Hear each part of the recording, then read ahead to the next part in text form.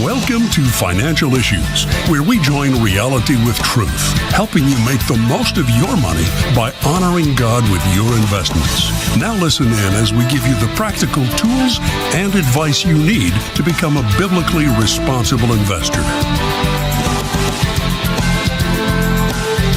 Welcome to Financial Issues, everybody. It is a delight to be here with you on this Memorial Day. Thank you for joining us today, this very special day in our nation's history. I'm Seth Sam, grateful for the opportunity to share a couple thoughts with you this morning. Perhaps you have the day off today. Maybe you're having a cookout later on today, a barbecue, going to the beach, doing any of those things that are wonderful things that we can do because we live in a country that is free.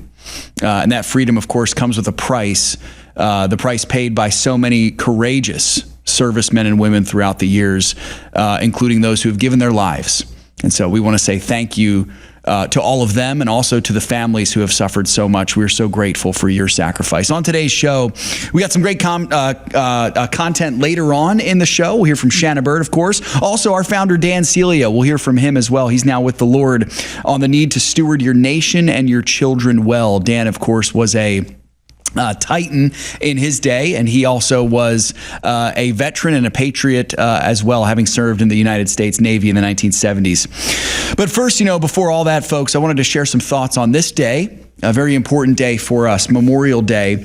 It is a day specifically designed to honor and remember those who have given their lives for our country. So it's a little bit different from Veterans Day, a little bit different from the 4th of July, a little bit different from Flag Day, but similar in those days as well, that it's a patriotic celebration. But I think of all those days, this day is definitely the one that should be the most solemn. I think the one that should cause us to think the hardest. Certainly a day that is mixed with emotions, that brings a lot of sadness as well, as we remember those specifically who have died in service of their country. And so we celebrate that today and this weekend. Just a couple stats here. To date, the number of American citizens who have been killed in service of their country, those would be servicemen and women from the Revolutionary War to the present day, is somewhere in the neighborhood of 1.5 to 2 million. Now, that's factoring in both combat deaths as well as death by disease. Interestingly enough, disease was actually really a far more potent killer in some of the early wars in our country's history, going from the Revolutionary War up to the Civil War, at least, before the 20th century. Of course, with the advent of modern warfare with World Wars I and II, that really then kind of tipped the scales in favor of combat deaths when you're talking about the most. But the highest casualties were, unsurprisingly, if you think about it, found in the American Civil War, where I consider both sides to be Americans. And even if you don't consider both sides to be Americans, they're still, the numbers are drastically higher than any of the other wars. But both sides being Americans, the numbers range anywhere from between 600,000 to 1 million deaths. And of course, the Second World War is up there as well. Each of those saw the total death tolls way higher than the wars previously. I believe the next highest number was the First World War. But every single person who chooses to serve their country in the U.S. military is making a choice that if stuff gets really bad, their lives get put on the line first. If things go south quickly on the world stage, then they are saying, I volunteer to go first. I will stand in the front lines first. And that is a tremendous sacrifice. Just a tremendous, tremendous sacrifice. And so today is a day of solemn remembrance and thanksgiving for their sacrifice. I find it shameful in our country that we only have one day that we specifically remember those who have given their lives for our country. But meanwhile, there are months and months celebrating sexual deviancy and other things like that. But the fact that we only have one day to remember those who have died in service of their country compared to those other days is just absolutely disgraceful. But it is a day nonetheless that we should be thankful and sober. And sadly, it's also a day that may make many of us saddened, especially if you're one of those who has lost a loved one in combat. I want you to know that our hearts go out to you today, by the way. But it may also make you just disillusioned with our government because you begin to realize that trillions of dollars have been spent funding these foreign forever wars, as they're called, specifically in the last 70 years. The military-industrial complex is a very dangerous thing, and that has been one of the main triggers of this, as well as People from both sides of the political aisle, Republicans and Democrats, are guilty of seeing war as something that unfortunately is a moneymaker. That's just the reality of it, sadly. But there have been trillions of dollars and many, many lives lost funding forever wars in foreign countries, specifically in the last 70 years or so. You know, folks, part of the job of a functioning government is to not unnecessarily spill the blood of its young men. For the sake of imperial domination, for the sake of globalist ideals. Part of the job of a functioning government is to have a strong military, to be sure. But, you know, we understand war is necessary in a sinful world. So needing a strong military is crucial. But sadly, many of our political officials on both sides of the aisle have seen the profit in the business of warfare, and they're willing to shed blood to make money off of it. That's a sad reality that we live in today, that perhaps even was not so much of a reality back in the early days of our country, but I think has really grown in the last 75 years or so. And so maybe you're going into this day thinking about that and feeling a little bit disillusioned about Memorial Day, almost feeling like you've been hoodwinked. I don't want you to feel that way. The insidious nature behind the scenes of our government does not for 1 second diminish or poison or take away from or rob the sacrifices of so many faithful soldiers and sailors and airmen and Marines throughout the years. They've given their lives to defend their country, whether it was from a war that we would consider maybe we shouldn't have been involved in that war, or whether it was an important war that we needed to be involved in. That doesn't really matter. What matters is that they stood in defense of their country because they love their country, they love their people. And that's something that should be celebrated. We want to honor those sacrifices today. You know, folks, not only do we want to do that today from a standpoint of Americans, but especially as Christians. Our first identity, after all, is that we belong to Christ, even more than being Americans. This sacrifice, I believe, we find our greatest example of this. The source of it comes from our Lord Jesus himself, the greatest warrior who ever lived, by the way. We don't often think of Jesus as a warrior, but he is. We should, by the way. We should think of him in that way. He's not an American folk hero, not like the Crusaders, not like any of them. He is the warrior king of the universe who bled and conquered on behalf of his wayward bride, Jesus Christ. Jesus Christ went to war for us and died and won. And he came back from the dead. And so we have that warrior king who conquered on our behalf. And I'd like to read a quick passage for you here as we consider this. This is from the book of John, chapter 10. John chapter 10, verses 11 through 18. And here's what our Lord says about himself. He says, I am the good shepherd. The good shepherd gives his life for the sheep. But a hireling, he who is not the shepherd, one who does not own the sheep, sees the wolf coming and leaves the sheep and flees, and the wolf catches the sheep and scatters them. The hireling flees because he's a hireling, a hired hand. He does not care about the sheep. I am the good shepherd. I know my sheep, and I am known by my own. And as the Father knows me, even so I know the Father, and I lay down my life for the sheep. And other sheep I have, which are not of this fold, them I also bring, and they'll hear my voice, and there will be one flock and one shepherd. Therefore my Father loves me, because I lay down my life that I may take it again. No one takes it from me, but I lay it down of myself. I have power to lay it down, Jesus says, and I have power to take it again. This command I have received from my Father. Folks, this is great news for us that we have a good shepherd who willingly laid down his life for us for the glory of God the Father. And I would hope that as we celebrate with great joy the truth of the gospel on a day such as today, when we remember the idea of sacrifice and we look at the ultimate sacrifice of our Lord Jesus Christ, that we would look also to lay down our lives for those around us, especially those who belong to Christ as well, and especially those whom God has placed immediately around us. That means if you're married, the first person you think about laying your life down is your spouse. Laying your life down for, I should say, is your spouse. And I'll say that's especially true if you're a man. It's especially true if you're a husband. You lay down your life for your bride as your warrior king did for his. You know, the heart of the Christian ethic, folks, is my life for yours. This is drastically different than the worldly ethic that says your life for mine.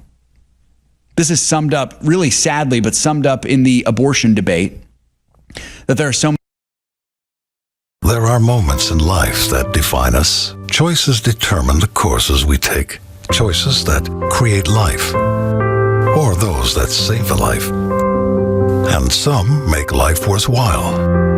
There are decisions to stay or to go, to remain the same or to grow. Sometimes we pray and make peace. Other times we take a stand for what we believe. In celebration, mourning, triumph, and defeat, we are invested in every decision we seek. Despite differences, we have one thing in common: the desire to do all for the glory of God. Keep your wallet aligned with your heart and your investments in harmony with your faith. Timothy Plan, biblically responsible mutual funds, ETFs, and retirement plans. Before investing, carefully consider a fund's. How is Timothy Plan continuing to lead the fight as your fourth decade of leading this fight of biblically responsible investing? We've been too silent for too long, and we can no longer be silent. You stand up like Ronald Reagan said, we're only one generation away from losing all of our liberty. Yeah. It has to be fought for. I wish it didn't. And you can fight for it. You don't need guns and ammunition and that. You can fight for it, especially with your dollars, because it's always about the money. And when the money starts impacting people, they start paying attention. When we launched this, they said it couldn't be done, but here we are 30 years later. They said you couldn't get competitive returns, but here we are. What a tremendous testament of God's grace. Go to financialissues.org/Timothy Plans to learn more about Timothy Plan. My name is Reagan Gardner, and I am in the 4th grade. Last year, I wanted to be like everybody else. I thought I had to act different, look different, and be different to be cool. When I joined Crossroads, I learned that God loves me just the way that I am. Help reach more kids like Reagan with the hope of the gospel. To learn more about Crossroads Kids Club and how you can get involved, visit reachOurschools.com.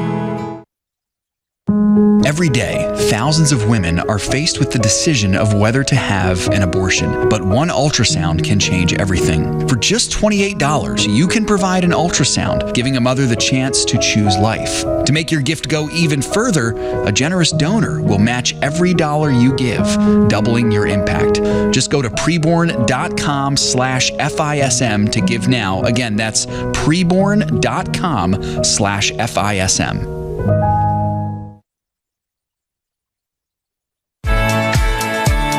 Securities offered through G.A. Reppel & Company, a registered broker-dealer and investment advisor, member FINRA and SIPC.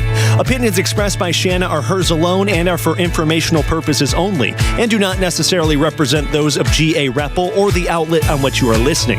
You should consider how the information applies to your situation prior to personally implementing it, and consult any financial professional you work with to make sure it's applicable to your financial plan.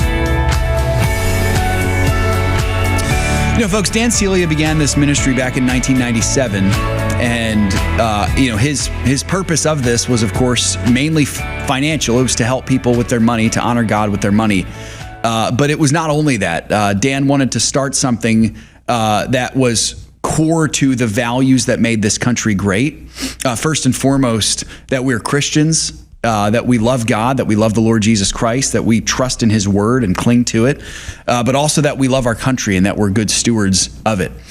And so when I first came to the ministry several years ago, Dan had an idea for me, knowing my history background, to create a spin-off show from our news program called A Moment in History. And so the motto of that was really to try to teach history as it truly was, from a biblical worldview, teach the truth of it. And so we have many, many episodes that we did of that show. Full archive on YouTube, I might add. There's a full archive, that's right, on YouTube. There's a lot of shorts on there. They're usually between 2 to 3 minutes long, but we have a handful as well of full-length half-hour episodes. And I'd like to draw your attention to one of them today. If you're considering something that you might do with your family, maybe your children, to teach them a little bit about the ethic of courage in our country's history, I'd encourage you to check out the A Moment in History episode we did called American Courage. So this is specifically really a Memorial Day themed episode of this. So if you go on YouTube, you type in A Moment in History, American Courage, it should come right up there. You can watch that with your family for free. I'd highly encourage you to do that today. I would love for you to hear now our founder, Dan Celia's thoughts on what this day means, on stewarding your children well, stewarding your grandchildren well, stewarding the country well. Here's what our founder had to say about this special day some years ago. I certainly hope that you are proudly flying your flags today. I hope more than one. And I hope that if you have children, young children, or grandchildren, would you do me a favor today, a personal favor? Would you explain to your children and grandchildren how important it is that we hold this great country near and dear to our hearts and why we fly our flag? I think that is so important, and I hope that you will do that. I hope that you can participate in raising up another generation of patriots. You know, I think about this day and how grateful I am to all of those who serve this great country, the men and women that are willing to and ready to lay their lives on the line so that we may enjoy the freedoms that we enjoy. Oh, we have some work to do to get back to the America that we recognize, know, and love so much, but we are still the greatest nation on the face of this earth. And I just send out the warmest greetings to our servicemen, men and women who have served and who are still serving today. This is your day. This is a day that we were to honor them. And I hope that we will thank them as we run into them this day around the country. One of the great patriots of our country, someone that I admire a great deal, was Ronald Reagan. And in 1985, which would have been his second inaugural address, he talks about something very specifically that is American. And he framed this, I don't know how much of the clip we have, it's only about a minute long, a little bit more than that, maybe a minute, 20 seconds or so. But as Ronald Reagan spoke, and this was the last thing he said in this about half-hour inaugural address, the whole thing is just incredible. But he talks about something he called the American song. The American song. And he talks about what it is to be America and what it is to be an American. And he says at one point, and you'll hear this, as we raise our voices to God, who is the author of this tender music. I love that. I love this piece. I hope you enjoy it, and I hope you'll tell friends to find the archive of it. And a general falls to his knees in the hard snow of Valley Forge. A lonely president paces the darkened halls and ponders his struggle to preserve the Union. The men of the Alamo call out encouragement to each other. A settler pushes west and sings a song, and the song echoes out forever and fills the unknowing air. It is the American sound. It is hopeful, big-hearted, idealistic, daring, decent, and fair. That's our heritage. That's our song. We sing it still. For all our problems, our differences, we are together as of old. We raise our voices to the God who is the author of this most tender music. And may he continue to hold us close as we fill the world with our sound in unity, affection, and love. One people, under God, dedicated to the dream of freedom that he has placed in the human heart, called upon now to pass that dream on to a waiting and a hopeful world. God bless you, and may God bless America.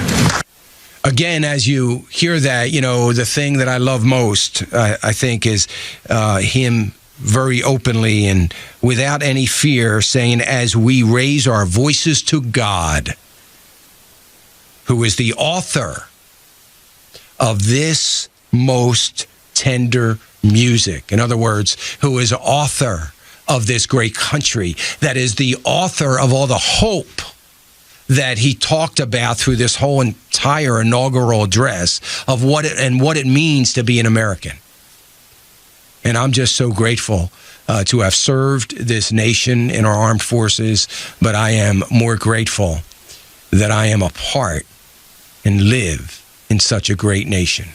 I fly my two flags proudly 365 days a year. And I hope that you will continue to do that. If you've put it out today, like you will then maybe take it off and put it back out on the 4th of July, I hope that you'll put it out today and leave it out all year long. That it will be a reminder to your neighbors, to your friends, that you're an American, you're proud of it, and you're proud to be able to show that Stars and Stripes forever. And we are so grateful. And I am so grateful to you.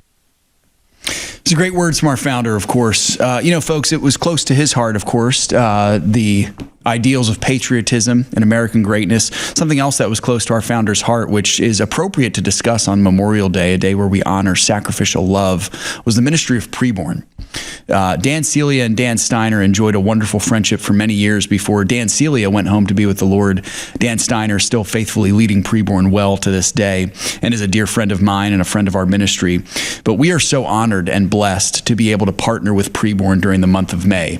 And I do think it's appropriate that we celebrate Memorial Day while we are also in the midst of this preborn campaign that we've been doing since the beginning of the month to try to raise as much money as we can for the ministry of preborn, because at their heart is that same spirit of sacrificial love. There's few things in this world, folks, that are more sacrificial than a mother who carries her child to full term and then delivers that child and then cares for that child and rears that child. And of course, the scripture says that even that comes under the curse, that there's a pain that comes with that. But that pain that the curse has brought does not overshadow the beauty of it and the sacrifice of what it is. And sadly, the industry of abortion is trying to snuff that out. They simply are trying to do that. Planned Parenthood and others are very literally trying to snuff out the image of God. And preborn will not stand for it, neither will we. And so this month, we're partnering with preborn to try to raise $280,000 to save babies, to put ultrasound machines into preborn clinics across the country. We're trying to put 50 ultrasound machines into these different regions strategically placed across the country in major cities near Planned Parenthood clinics so that preborn can strike out from a place of strength. To give these babies a fighting chance, first of all, and then also to show the gospel message to mothers and fathers. So I would ask you to consider sacrificially giving to preborn today. You can do that very easily by going to preborn.com/FISM, preborn.com/FISM. $28 covers the cost of one ultrasound for a mother. It could be a life-saving ultrasound, by the way. And so don't feel bad if that's what the Lord is calling you to give and it's not a large amount. Believe me, that is an incredible amount because that is the amount that could save a life. $140 is a 5-pack of scans. $5,600 is what causes another ultrasound machine to be underwritten. We have a very generous donor who is giving these ultrasound machines at a discounted price. They run from $15,000 to $20,000 usually. And so every time we hit $5,600, that buys another ultrasound machine. This anonymous donor, of course, is providing this triple impact. That's the first rung of it. The second rung is all this money goes to preborn to save babies. And the third rung of it is that every single dollar that we raise ends up being given as a gift back to financial issues at the end of all of this. So, boy, if you love financial issues, you can really help us out with this as well by donating to preborn today. Preborn.com/FISM. Dan Steiner has said often that the Ministry of Financial Issues and the Financial Issues radio show is the most pro-life radio show on radio. That's high praise, especially coming from him. Preborn has a large reach. They're on Tucker Carlson, Ben Shapiro, the Blaze Television, other Daily Wire hosts have them, Allie Beth Stuckey, a lot of people. I believe Alex Jones also. And that's not to say that those ministries and those shows aren't pro-life, that's to say a lot about financial issues. We're not as big as those ones, but preborn means so much to us. We mean so much to them. And of course, we want you all to come alongside us and partner with us. So would you consider doing that today? preborn.com/FISM. Folks, I hope you have a wonderful rest of your Memorial Day, that you'll think hard about the wonderful sacrifice that so many have made for your freedoms, and that you would think even harder about the sacrifice your Savior made to purchase your freedom from sin. It is a wonderful thing indeed. Coming up next here, we're going to hear some great best of content. You may have heard this segment that we did recently. I sat down with Mary Szoch. Mary Szoch is the director for the Center of Human Dignity at FRC. And so she is in that fight as well, trying to save babies. We asked and answered the question in this interview, is the abortion ever a medically necessary procedure for the health of a woman? We'll get the answer to that question from Mary coming up on the other side of this break. Have a wonderful Memorial Day, folks. And remember, everything you have belongs to the Lord. Let's be found good and faithful stewards with it. God bless.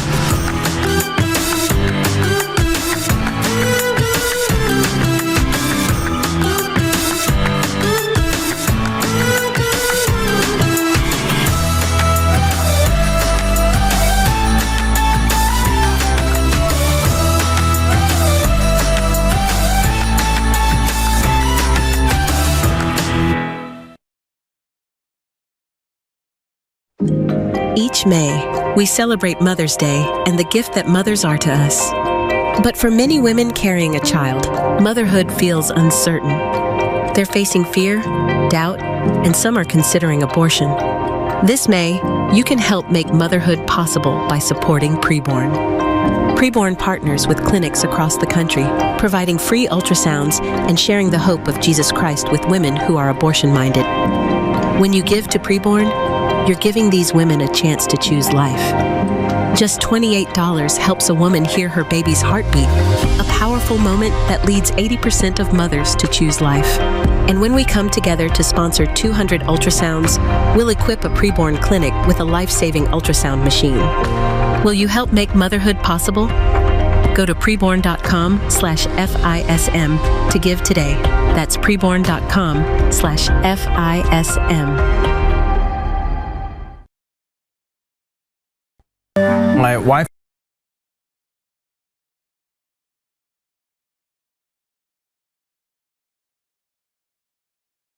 really cool for us to actually bring in a club that was able to share the love of Jesus with kids directly into the school. And so we started our Crossroads at Hilltop. Crossroads is amazing. You can learn all kinds of things about God. That He loves all of us. He died on the cross to pay for our sins. That He will help me in every way. There is just such tremendous opportunity to reach kids in some of these areas that just aren't being reached.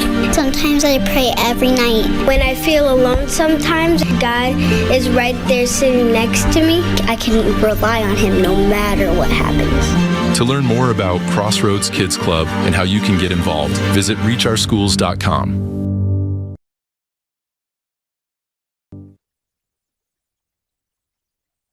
Thanks for listening to this best of Financial Issues. Welcome back to Financial Issues, everyone. Thanks for being here with us today. We're thrilled to have you here. I'm very excited here because we have a special guest as we're talking about the fight for life, the divine calling to save babies and to bring people to the gospel of Jesus Christ by fighting back against the darkness of abortion. I'm very excited to have a special guest on the program with us today. I have Mary Szoch. Mary is the director of the Cntr for Human Dignity at the Family Research Council. And I'm very excited to hear her expertise on how important this fight is and what we need to be doing and thinking about it. So Mary, welcome to our show. It's a joy to have you. Thanks for joining me today.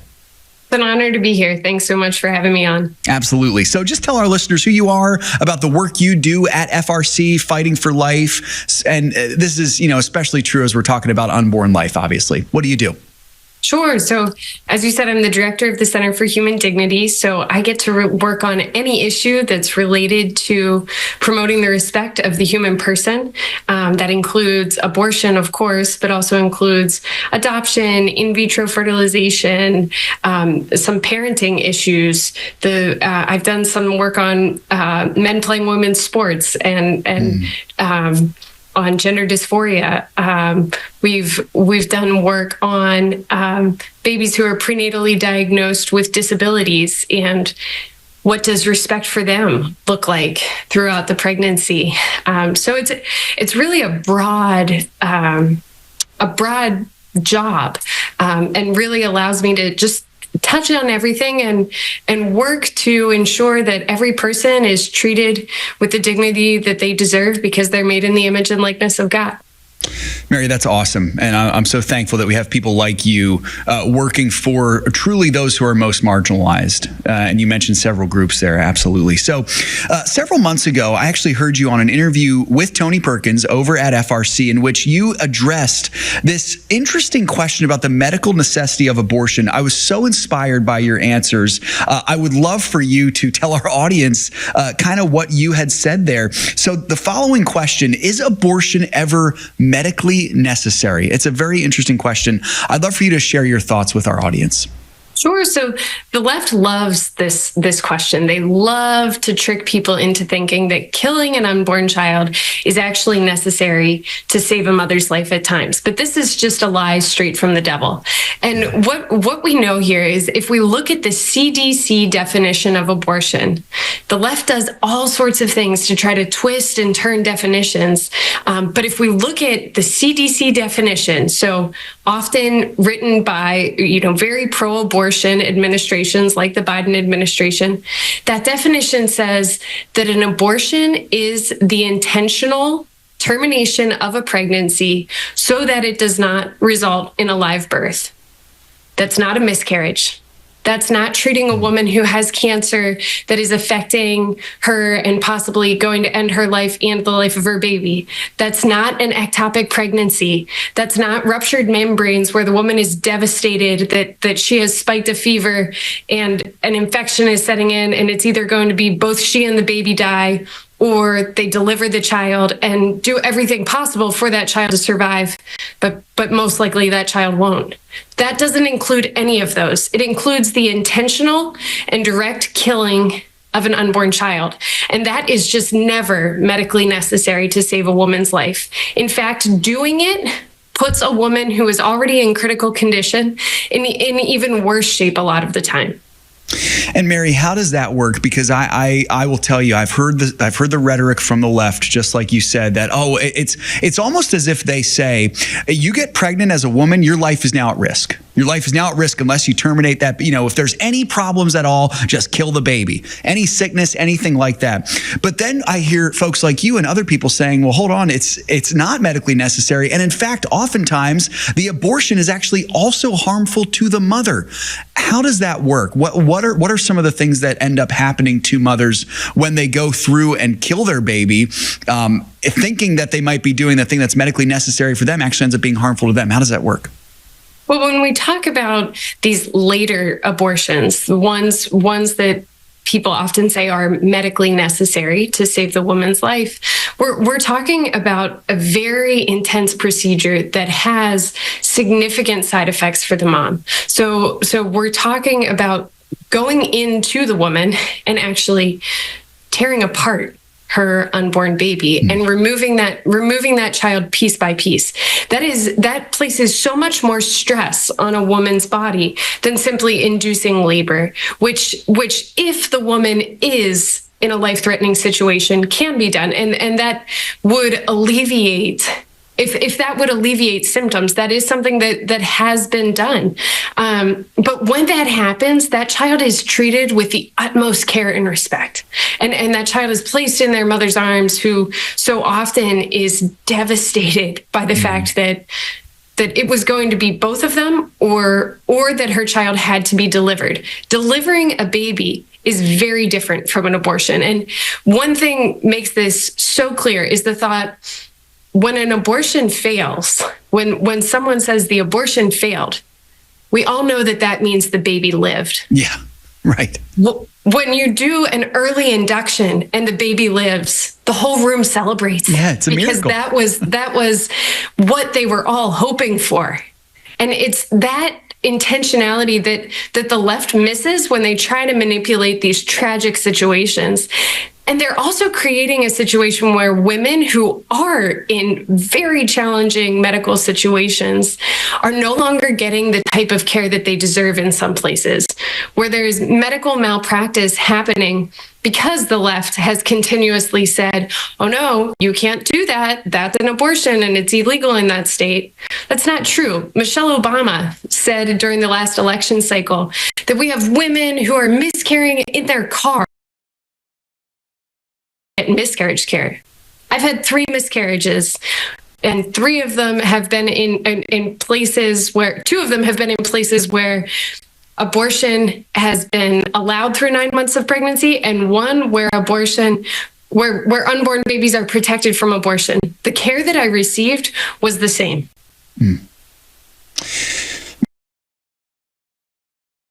Personal story with that also, but also just shedding the light on what's really happening here. I think that's what we need to know. And I would hope that even if there's any young mothers or young women who are listening to this right now, maybe hearing the lies from the left, hearing, oh, this, these different things that they're saying, can hopefully come to an understanding of what the truth really is. And it does remind me also that, it's just so important for us to remember. I do believe they prioritize the health of the mother. They prioritize the life of the mother. This is not like it's, oh, well, if you're pregnant and there's some trouble, now we just got to focus on the baby. And if the mother dies, she dies.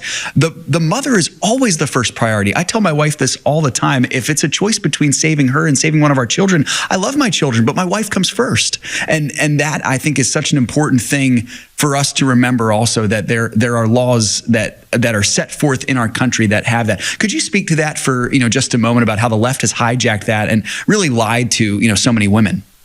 Sure, women and children are not natural enemies. They go together. Yeah, right. And there's not a single state in our country where a woman's life has to end so that her child can live. Interventions to save a mother's life are allowed across the board. And the one that pro-abortionists so often point to is ectopic pregnancy. They say, well, ectopic pregnancy, that's an abortion. And if you look at medical terminology, you will see, yes, that is used in medical terminology to describe what happens in an ectopic pregnancy, as is miscarriage. Miscarriage medically is called a spontaneous abortion. But the left twists this. No one before the Dobbs decision wondered what everyone was talking about when they said someone had an abortion. No one was confused by that. No one thought that women meant they miscarried or they had an ectopic pregnancy. Everyone knew that an abortion meant that there was an intentional killing of an unborn child. But the left's manipulated this. And with things like ectopic pregnancy, the woman's life is in jeopardy there. And in over 90% of cases, the baby has very sadly already died by the time that ectopic pregnancy is diagnosed. And in the other cases, there is no hope of survival for that child. And so the procedure that is done there is one that does not act to directly kill the child, because killing the child is not going to save the mother, but it's the removal there that actually saves the mother's life. So even there, the left is just trying to twist this in such a way to make women believe that if they get pregnant, their life could be in danger.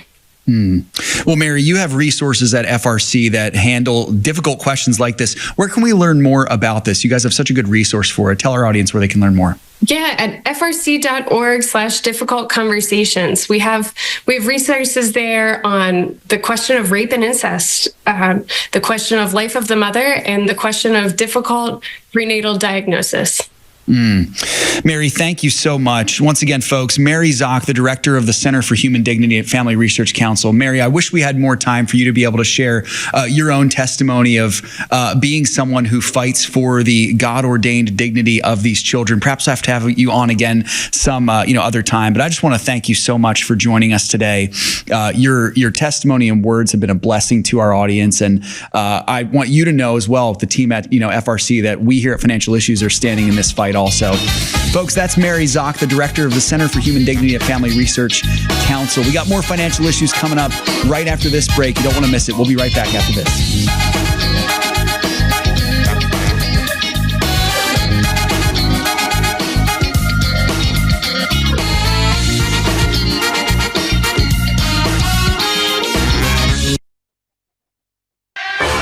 It's up to us to say, enough is enough.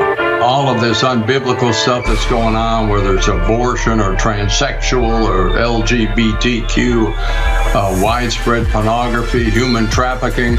Bottom line, it's still up to us. If we stop investing in these corporations that are trying to destroy us, sooner or later they're going to wake up. To learn more about biblically responsible mutual funds and ETFs, go to timothyplan.com. Each May, we celebrate Mother's Day and the gift that mothers are to us. This May, you can help make motherhood possible by supporting Preborn. Preborn partners with clinics across the country, providing free ultrasounds and sharing the hope of Jesus Christ with women who are abortion-minded. When you give to Preborn, you're giving these women a chance to choose life. Go to preborn.com/FISM to give today. That's preborn.com/FISM.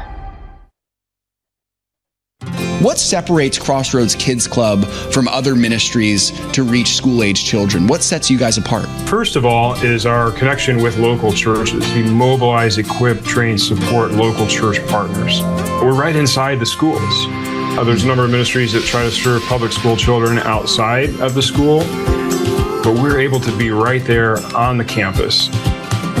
Another key thing is just our values. Our highest value is actually relationships. And so we're not a ministry that's driven by a lot of fancy technology or flashy stuff, but rather getting adults who love Jesus and who love kids to sit on the floor with a group of kids, to listen to them, to love them. So I would say the relational emphasis and the simplicity of the model is actually something that makes Crossroads special as well.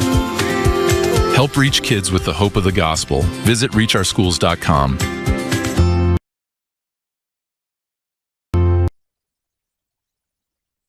Thanks for listening to this Best of Financial Issues. The opinions and recommendations expressed on this program do not necessarily represent the opinions of the station or any of the program sponsors. Additionally, all products or services offered by the program sponsors may not be known by the program.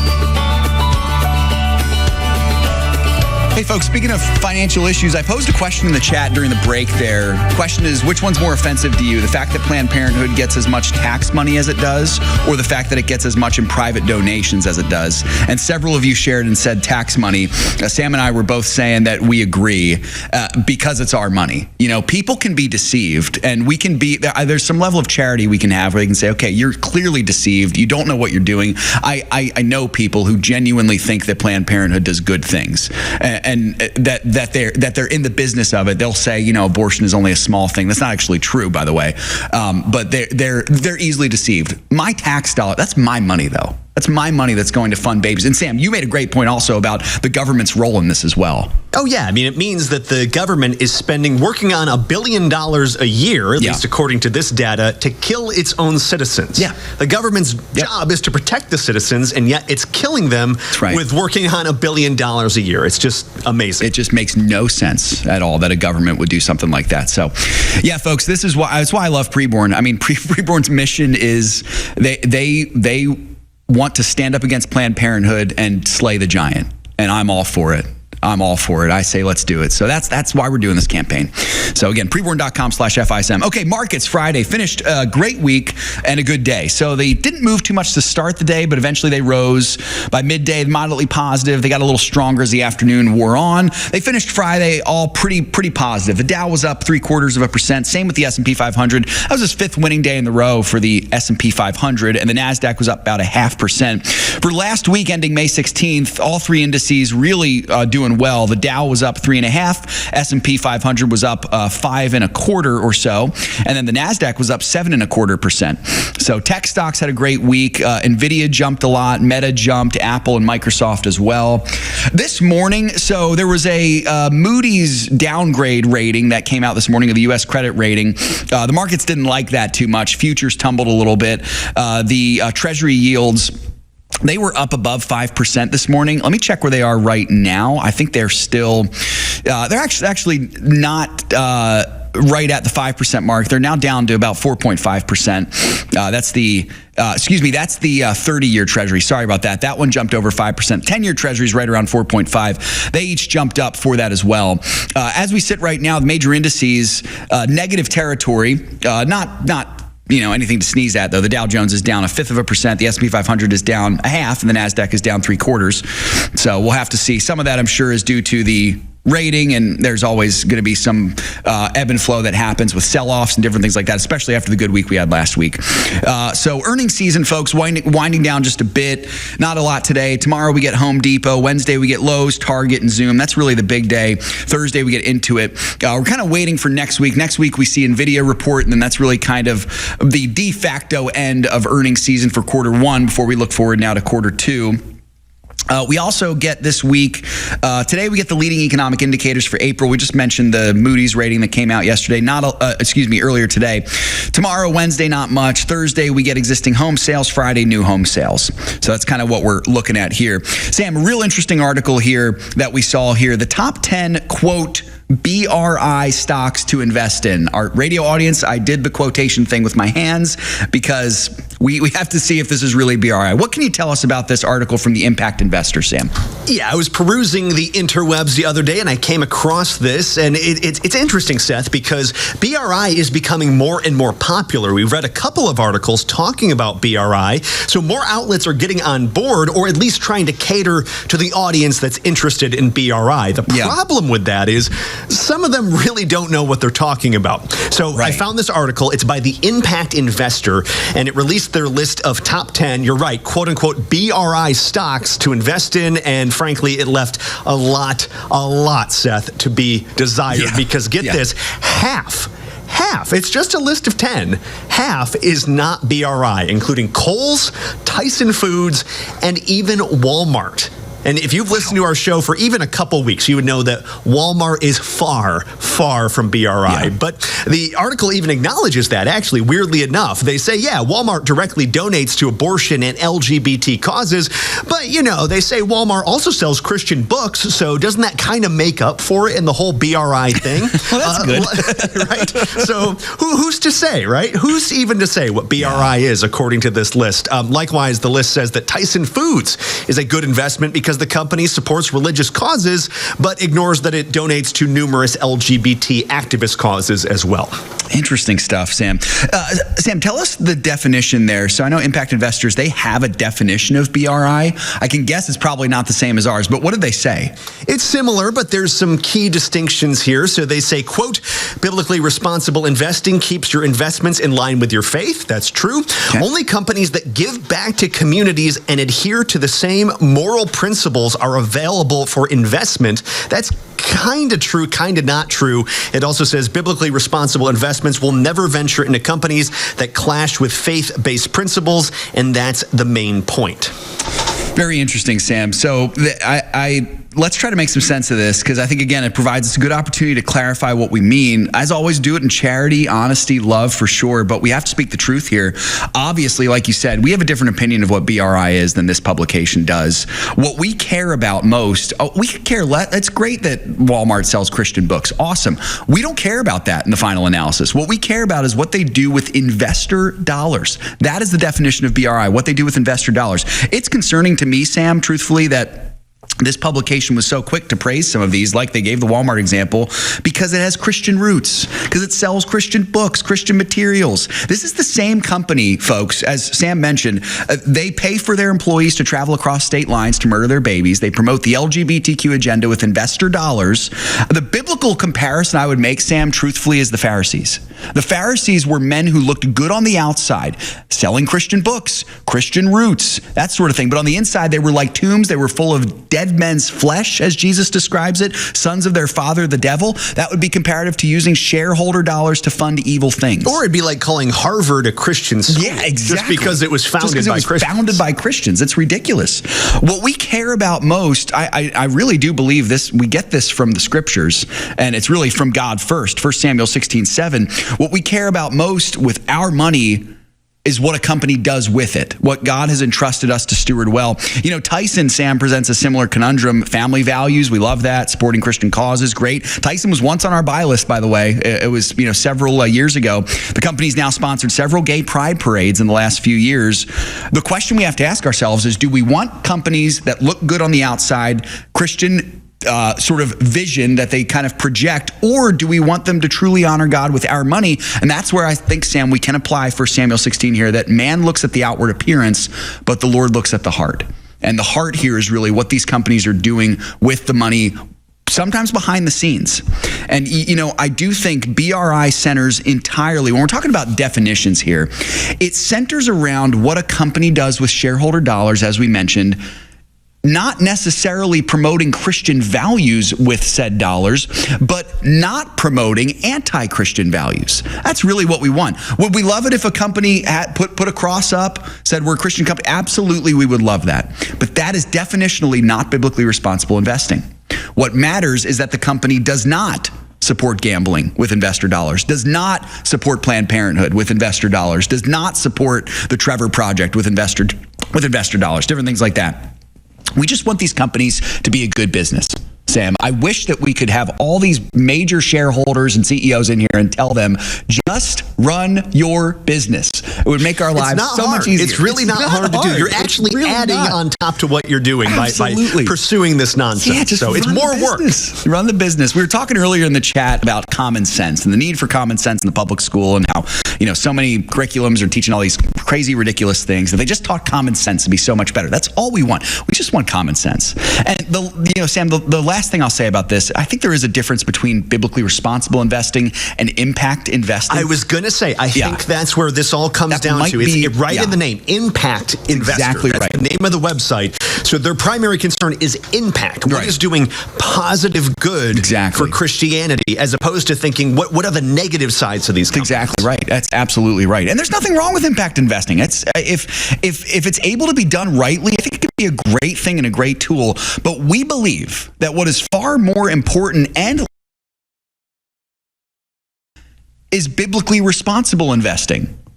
That comes first. If you could do the impact investing, that's great. But biblically responsible investing is what is really effective. That's really what gets to the bottom line. We always say, we want to hit companies in the bottom line. We want to hit companies where it counts with our money, which means we're not going to invest our money in these companies that are doing wretched things. That's simply what it comes down to. So, folks, you can't allow your money to be invested into that which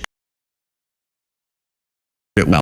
And so we need to do that. We've been given a command to do that. We have a responsibility to do that. That's in the name, biblically responsible investing, that it is our responsibility to do well with that which God has entrusted to us.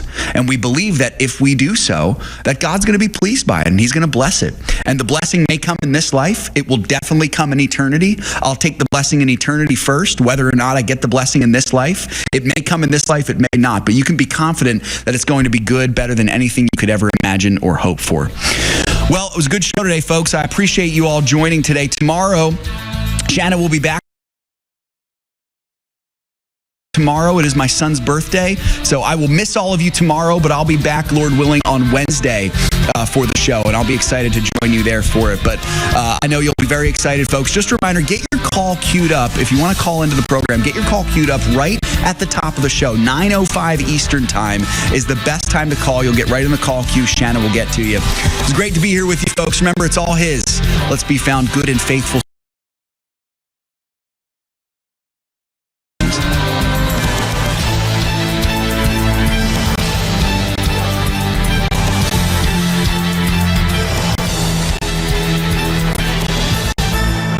we ever forget that we're one nation under God, then we will be a nation gone under.